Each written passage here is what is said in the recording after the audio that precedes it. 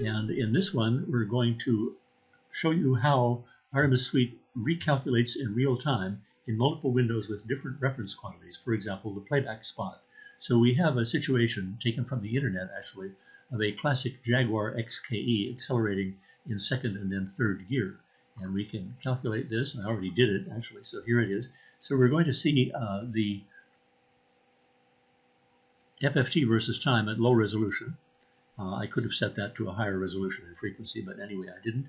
And the vehicle, as we see with the RPM versus time, goes through a big RPM span in the lower gear and then shifts to a higher gear where it again accelerates, but the span of RPM in the higher gear is less than the old one. So let's see what happens if we play this, for example, at normal speed.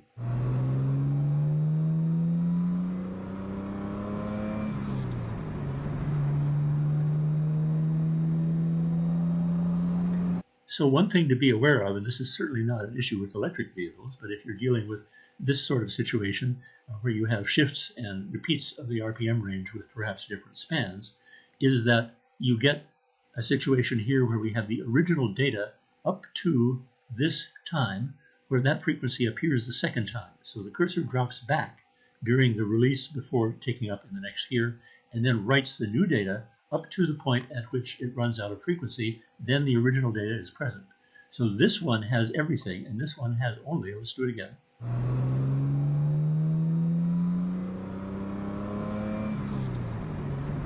So let's see what happens if we use the playback spot and how it recalculates. So if we right-click, we get the selector for zooming, the different cursor modes, etc. Notice, by the way, that they have the hotkey Shift and then the letter. The normal cursor is the zoom cursor, so Shift Z.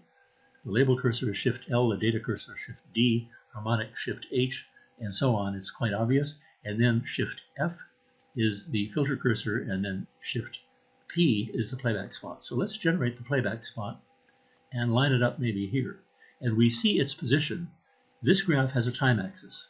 The right-hand graph, which is the RPM versus time, has a time axis. Those two are identical. The middle graph is a 2400 to 4200 RPM scale.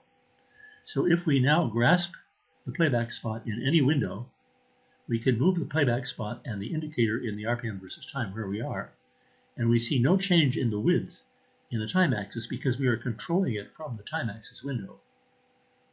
And so we see no difference on the RPM versus time history width and in the FFT versus time, but we see what's going on in terms of representing a range of RPMs in the middle. If now we grab the middle one, notice that the time axis will change in each of these graphs to indicate according to being recalculated. So this is now the fixed quantity, and we can see that there is a different width going on elsewhere, and we run out of room. So if we want to see the whole span, we have to be in the time axis in this kind of situation, and we're going to go over here. We're going to get the sudden very wide where we have a big change, of course, in the downward direction in a short time, and then back. So here we have again this capability. Incidentally, in the playback spot, that forms, the beginning and end of it, form the playback range when you play. So we can play, and if we put on the colored noise, for example, at 0, as we discussed in the last example, we can move the playback cursor, and it's going to stay only in this window.